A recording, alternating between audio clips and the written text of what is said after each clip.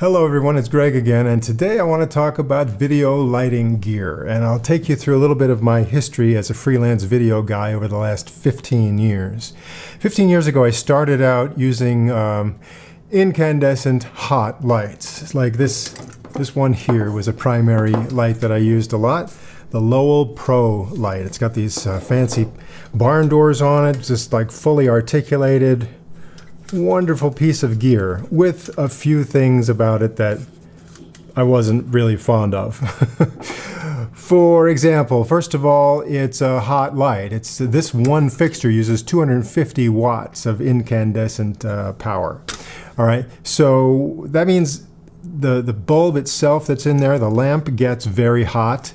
Everything on here that's metal gets very hot.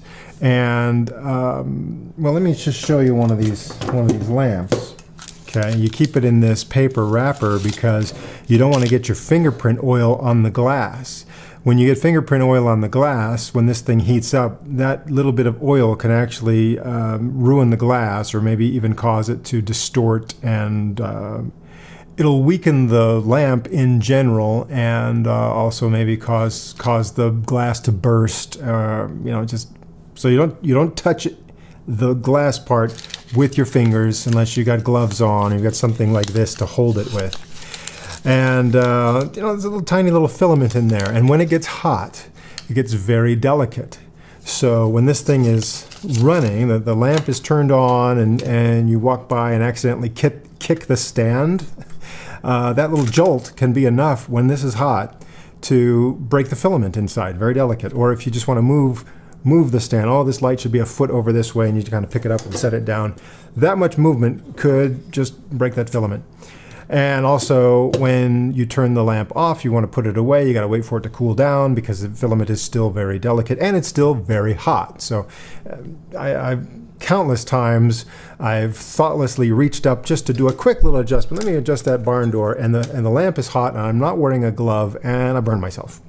So you can go through these lamps quickly when you're using these lights, and again, you can burn yourself, but it's a good light. It gives you a nice color consistency. It's an incandescent light, so if your camera is set for tungsten light, or the incandescent setting, this will be the right color for your camera. I used to also use this with for my key light. I would often use a Lowel REFA light. And I won't set it up for you, but it's kind of this soft box type of a light. And that had a 750 watt bulb inside, so that got really hot as well. You don't end up doing a lot of adjustments on the REFA light because it doesn't have barn doors, but nevertheless, you could go to somebody's office, all right, and you're going to do an interview with someone in the company, or maybe the company president is going to introduce the company video. So you're in there shooting this. You've got these hot lights set up in the room. You've got your key light, your fill light, backlight, and you could be using 1,300 watts. So using a bunch of electricity, and it's heating the room up. So if that takes an hour to shoot that little piece with whoever's in that office, at the end of the hour, it's pretty stuffy in there. So you get a little frustrated with these old-fashioned, old-school hot lights. So what do you do next? Well, okay, the next thing I got were these fluorescent lights. And this is the Flolight FL110-HM light fixture. It uses 2 of these fluorescent lamps inside, and each of them is 55 watts, so altogether it's 110 watts. And it's a very nice, pleasant, soft, diffused light. As with all fluorescent lights, it takes a minute or two. You have to turn it on to get it up to the right brightness and the color output. But once you've got that, this is a really nice light. I really like using this one. It can be a little bit delicate. If you happen to drop one of these fixtures, these things can break, and when you break a fluorescent light, there's some mercury inside. There's a problem there with whatever environmental poisonous stuff that could come out of a fluorescent bulb. When you get fluorescent fixtures like this, you often find them with daylight colored bulbs included. I bought these, and I got them with these tungsten color bulbs, but just to be sure I was getting even better color consistency, I replaced the Osram bulb that came with it with the equivalent in a Kino Flo bulb. So it's the same fitting here on the end, so it just goes right into the same fixture. This is from the Kino Flo line of true match full spectrum lighting bulbs. So it was just an easy thing to swap out. I still have these as spares and they work pretty well, but the Kino Flo is a slightly different color and you can see that when you use it with the camera. So I prefer the Kino Flo brand name when it comes to fluorescent because I just figure you can trust Kino Flo to get the color right. Since I'm doing a lot of mixing of tungsten sources with these fluorescent sources, that's why I prefer to have my fluorescent lamps giving out a tungsten color. So I go out of my way to do that. Now when I bought the Flolight kit, the package that I got had 3 light fixtures and 3 stands all together, so that was a nice setup. That meant, however, that I had to buy 6 of these bulbs in order to convert them all out to Kino Flo colors. And these Kino Flo replacement bulbs, I think they were like $22 each, something like that, from B&H. So that jacked the price up a little bit, but I have the spare original bulbs that came with it. Also, it came with this power cord, and okay, this is a nice little power cord. Very simple. It's only using 110 watts, so it's not a really heavy-duty cord. It only has the 2 prongs, but it's 10 feet long. Now, by the time you put this up onto a stand and it's 5 feet in the air and you've got to find an outlet somewhere, this isn't quite long enough. So I found myself just getting cheap extension cords, not a very thick gauge of wire. So now they all have extension cords and I'm happy with the Flolight fluorescent lights. Now, the next thing I wanted to try was LED. And the problem with LED is it's very expensive these days. But I found something that was on sale, I gave it a try. And this, let me just show you quickly. This one is the Dracast DSL-R-400B. Now, it's a bicolor light. So you can turn it on here, and it'll run off batteries, by the way.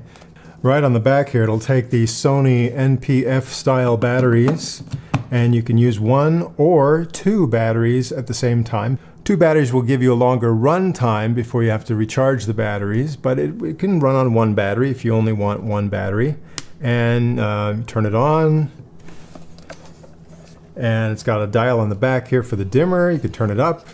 In this case, it's turned all the way to the blue or daylight colored setting, and I can just dial this over there, and then it goes on to the tungsten color setting. So 2 dials, one to dial in the color, and the other to dial in the brightness. Not bad. But it's not super bright. I mean, this would work as a pretty good fill light, I suppose, or I'm actually using one right now as a backlight over there because with my shiny head, I don't want a really powerful backlight. I used to use a Pro-light for a backlight, and then I would end up putting a lot of diffusion on it. Even for people who had a lot of hair or even dark hair, I'd be putting a lot of diffusion on that harsh Pro-light for a backlight. So this one, let me turn this up. Okay, pretty good little fill light, depending on, but it's not super bright. It's not as bright as another light that I got just recently. And this is the new one that I really wanted to talk about. This is the Neewer, let's see, it's the JYLED-1000S light. Now it's similar in a lot of ways to a smaller light that you can get from the Neewer brand.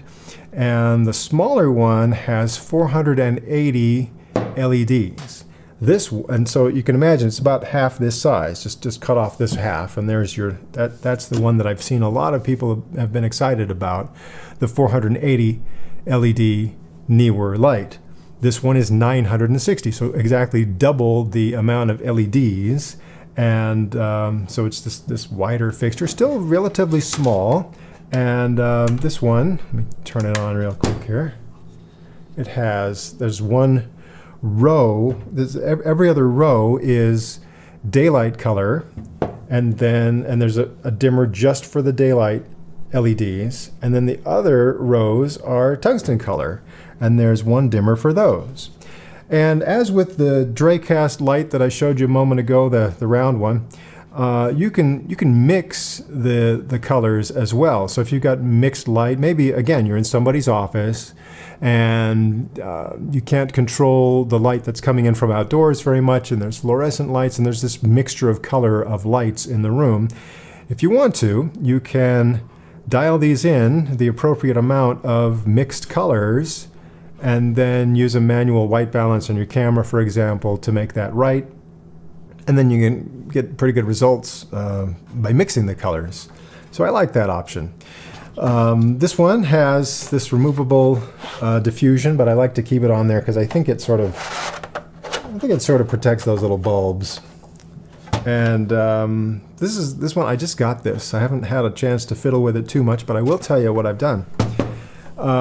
If you've seen my other YouTube videos where I'm sitting at this table with this basic setup, a lot of times in the past I've used two of these Flolight. Here we go. I've used two of these fixtures as kind of my key lights there and there, and maybe I'll move one closer or one back farther so the lighting isn't too flat. And then I've often used the Pro-light with a lot of diffusion on it back there as my backlight. Today I'm using, over there is my Flolight, over there is one of these Neewer lights, and over there for my backlight is one of those round Dracast lights. And so those are the only three lights I'm using. There are windows over there. I've closed the blinds, but there's just a little bit of daylight spilling in through the cracks in the blinds. So that's the nature of the lighting that you're seeing right now. Just a quick note on all of these. Of course, the Pro-light, the incandescent light, uses the most electricity and creates the most heat. Next would be this Flolight that only uses 110 watts when it's all lit up, and doesn't produce significant heat. I don't think so. Then, of course, the Drecast light, when both sets of LEDs, both colors are turned on full blast, it's not quite 30 watts altogether, and doesn't create significant heat. Maybe you could feel the light itself, and it's got a good sturdy body on it, so you feel the metal parts of it, and they might feel a little bit warm, but certainly not hot, nothing you'd burn your fingers on, and not enough heat that it significantly raises the temperature of the whole room. And then this one as well. Again, if you leave it on for a long time, you could get a little bit of heat off of this, but it's really only going to make the fixture feel hot, not make the room feel hot. So as I move forward now, my next 15 years of doing video work, I suppose I'm going to rely a lot on LEDs. That's just the convenience of it all. And I'm sure that in the next, probably a very short number of years, this kind of technology is going to be cheaper, better, etc., etc. So that's the way I want to go. I'm going to keep the Pro lights, and you never know when you need something like that. But I'm using them less and less and less, and not having to buy quite as many replacement bulbs. So I also plan to do a more in-depth review of just this light by itself, and because I just haven't seen a lot of stuff online about this particular light fixture right now. So I'll make a follow-up video all about this light, and in the meantime, I wish you the best in your endeavors to shoot great video.